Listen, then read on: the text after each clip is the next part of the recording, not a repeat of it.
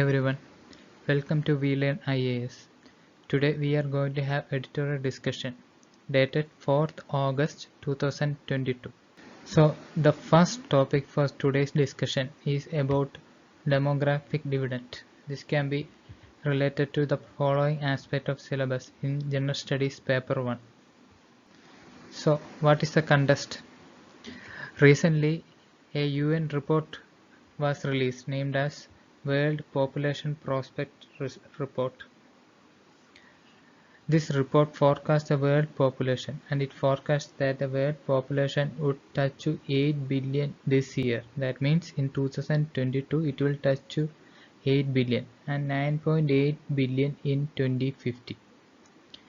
And what is the immediate interest for India, or why India is so much interested or more highlighted in this report? It is because India's population will surpass China by 2023, and the report says that the India's population will surpass China by 2023, and it will continue to surge. That means it will continue to increase even after that. So the important aspect of this is that we are getting a window of demographic dividend that will last nearly 30 years. So it will depend upon our policy makers and other political will that matters on how we will reap this benefit of demographic dividend. Several consultants and several other reports also had given a optimistic view on India's future rise based on this demographic dividend. This can be quoted as a pointer in our exams. A report by Deloitte highlights that India has a potential of rising workforce from 885 million to 108 billion. Like also McKinsey also report that India is at a turning point. That means it is a turning point in our country's history. Earlier we had a demographic change in 1924. From there we had a population explosion, and this time, that means from 2022, we are on a turning point of our demography of a country. This is because we are reaping the benefit of demographic dividend, and the economists also is giving a optimistic view because this demography is giving India a quality workforce. So it all depends upon how we will handle this demographic dividend and how we can reap this human resource. So the author here is comparing India's demographic window to that of China. China in its 1970s had the same demographic window. The Communist Party of China had implemented good policies over there so that it became the major superpower of the world right now.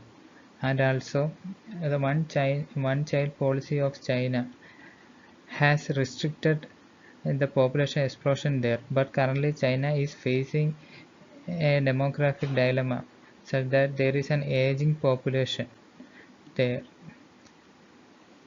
On the same contrast in India also, we are having the same window right now, and also the country is currently more in a well-off state than China in 1970.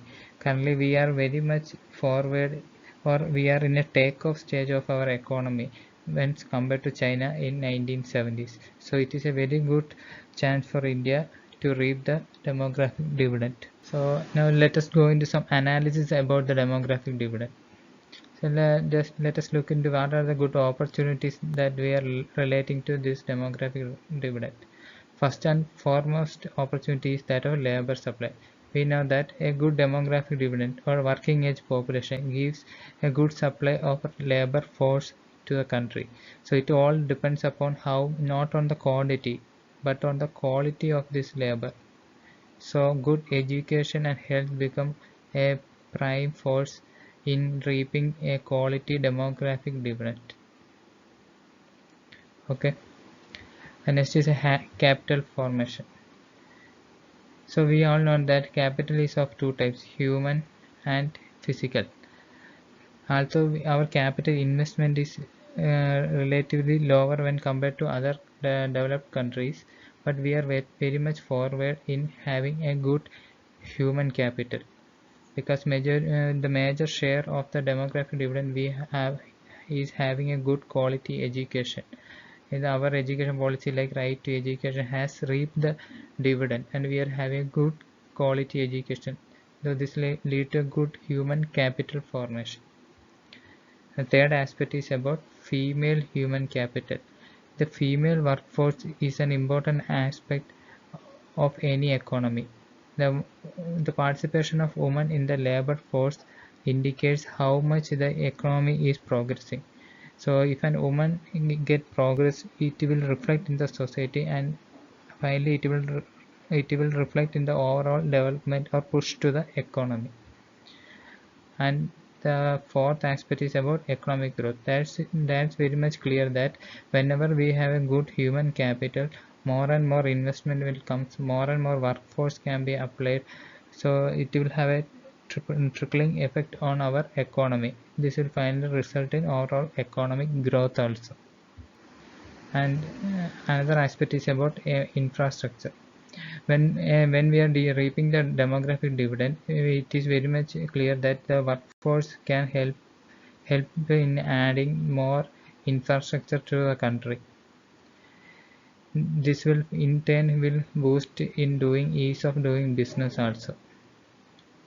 And the aspect is skilled workforce. Skilling of the demographic dividend is very much essential in order to reap the quality content from the demography. A skilled workforce will help to have more, will help to infuse more technology into the lower section of society also. This will ultimately lead to good governance also. And finally, migration. So a good quality demographic dividend when migrate to other countries will lead to good capital in overseas also, especially the Indian diaspora, which is a good pressure group in other countries, will help to reach out more to the diplomatic capital also. So overall, leveraging a good demographic dividend is a boon for the country. So what are the challenges in reaping this demographic dividend? The first and foremost challenge is enhancing the human capital. We all know that our country has a very good demographic window, but what all depends upon the quality of that demography. This depends upon the education level. Although we are doing very well in the primary level, but there are some challenges that we have to overcome in the higher education, especially in the skilling, technology diffusion, research, and other aspects. So a report by Astronomer says that only 20 to 30% of engineers are suited for job of their own skills. So it is a very worrisome challenge right at the moment. And next is low human development. This this can be picturized from the UNDP's Human Development Report, which gives a very worrisome picture of India, where India ranks about 113, 189 countries. Countries currently facing challenges of poverty, malnutrition, especially in the rural areas of our countryside. So we have to overcome this by empowering more people on the downtrodden of our society. Another challenge is that of informal economy. We know that the major chunk of our economy is carried forward by the informal economy. It is this informal economy that maintains a good balance of our economy in overall in our overall Indian economy. So in order to get the dream of 5 trillion economy, we have to give more dividend to the informal nature of the economy. So we have to provide some quality employment also to this economy. This is jobless growth. This is a worrisome trend that is seen in India in the past few years.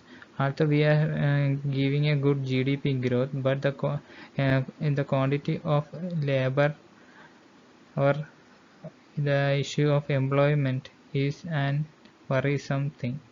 A recently released NSS periodic labor survey report shows that around half of the working age population is jobless, which is a very worrisome trend. Another aspect is about asymmetric demography. That means the growth in the working age of population is likely to be concentrated in the India's poorest state. At the same time, some well-off state is having an aging population. For example, state like Kerala, which is some far showing a well-off trend, is having an aging population. At the same time, in Bihar, we are having a good quantity of demographic dividend. And the issue of tilted sex ratio. This is a very worrisome trend with very poor sex ratio means very poor female to the population, and this will in turn affect overall demographic balance. So we have to correct this by proper policy orientation so that more and more women come to the labor force. How we can reap the dividend on this demography? So we have to realize that the demographic dividend depends upon the economy's capacity to absorb this workers. That means the economy should be in such a state that it should absorb these workers to have a productive employment. Okay, we should have a productive employment scenario in order to absorb this demographic dividend. So the first and foremost thing is to have a good human capital. For that we must invest more in human capital formation such as higher education, cutting edge research, vocational training, etc. And another aspect is about skill development. A skill development is very much important to have a quality workforce. Government has done a very good things in this direction. We have a separate ministry for skill development, that is Skill India mission currently running, and also National Skill Development Corporation is targeting around 500 million people by 2022. So another aspect is to have good quality education. As I said earlier, we already have a good primary education. So in order to reap the more quality demographic dividend, we must focus more on higher education. The current policy of National Education Policy 2020 is moving in good direction in order to reap this. Health is an important aspect. Only a healthy population will have a vibrant demography. So we must give more rely on the health, especially our GDP contribution to or our contribution budgetary allocation to the health sector should be increased. We should have good primary, tertiary and secondary health care also. Job creation. A job creation can be done by increasing the ease of doing business, by increasing the startup culture. The government is currently promoting the startup culture in India through Startup India Mission, Stand Up India Mission, etc. It is a very good step. Likewise, more and more policy orientation should be there. Good governance. A good governance is an essential aspect for any country. Only through this good governance we can have a good, vibrant demography at the local level. So in order that we must eliminate or manage in our governance like corruption, nepotism, etc. So, as an end note, the author is saying that it is the current moment for India to seize its demographic dividend. Earlier, China has seized the opportunities and are currently rising as the global power in the world. So it is a golden opportunity of India. So we must invest more in our social infrastructure, especially education, health, skill development, training and other provision. Although government has initiated many programs, all will depend upon how effective and efficient this implementation is. So the next topic for our discussion is about regional trade network.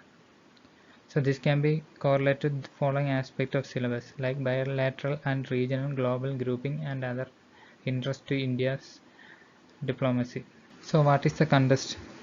Recently a Chinese military vessel is seen in the port of Hambantota. So this is the Hambantota port in Sri Lanka. So it is a very concern to India's security because Indian Ocean region is becoming very much important in the current strategic aspect. So a Chinese vessel in the Indian Ocean region, especially in the neighbor of India, is a worrisome trend for India. China's interest earlier has grown in the Indian Ocean has grown with the One Belt One Road initiative of China. Look at the map. This is the One Belt One Road initiative of China. It has mainly two components. One is Maritime Silk Route and other is Silk Road Economic Belt. So this Maritime Silk Route, China is building ports in several parts of the globe. So this is the Maritime Silk Route of China, which will reach up to Europe, Italy. And also by giving the infrastructure push to these neighboring countries, it is building infrastructure in several other parts of the country and reaching up to Europe. So it is revitalizing its ancient Silk Route in order to get a diplomatic capital in almost all parts of the globe. On this aspect, the important region connectivity in Asia comes into picture. What are the important region connectivities that currently in Asia where India is part of? One is Indo-Myanmar Thailand Trilateral Highway. It is an important one it is considered as the gateway to Southeast Asia. So it starts from Moray in India, then goes to Mandalay in Myanmar and finally to Thailand. So it is an important aspect for the trade to Southeast Asia. So China-Pakistan Economic Corridor. India has an objection on this because it violates the sovereignty of our country, but it is considered as an important connecting link of China to Pakistan or in Asia, and finally it connects to the most strategic location, that is Gwadar Port. And also the other one is about Belt and Road Initiative. We already said of China's Belt and Road Initiative. Another one which is under the paper is BBAN, Bangladesh, Bhutan, India, Nepal, which is a South Asia Regional Connectivity Program. So, what is the significance of regional connectivity? A poor connectivity is a major reason why intra-regional trade is very lowest. So, a good connectivity is very much essential to have a good intra-regional trade. In South Asia, with 1.8 billion population, only 5% of intra-regional trade is possible. It is a very worrisome trend because with a population very much less than that of South Asia, Europe is having a very good intra-regional trade with proper connectivity. So we must reduce some of the challenges like non-tariff barriers that plague into this region. Thus, connectivity can significantly improve more people-to-people contact and which further have a good economic and security prosperity in the South Asian region. So, what are the concerns regarding the regional connectivity? So, the main concern is that in both South and Southeast Asian region, there are different interests by both India and China. So, this leads to a slow progress in the connectivity projects. And also several other groupings like SAARC is losing its prominence mainly due to the trust deficit between India and Pakistan. And also one of the important region is that of Bay of Bengal. The region is regionally connected due to this. And the current India's initiative like BIMSTEC is going in a good direction to connect the countries in this region.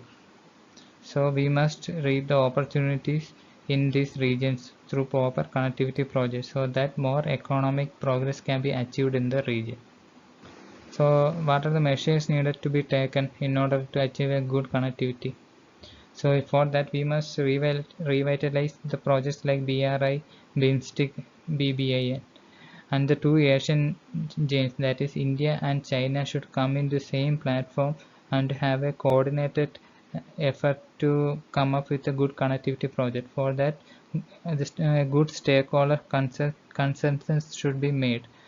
In order to achieve that, the diplomatic capital should be leveraged more by both India and China. So India and China has an opportunity to forge a pragmatic understanding in this regional initiative. This will enable to have a good communication and enhance comprehensive better coordination.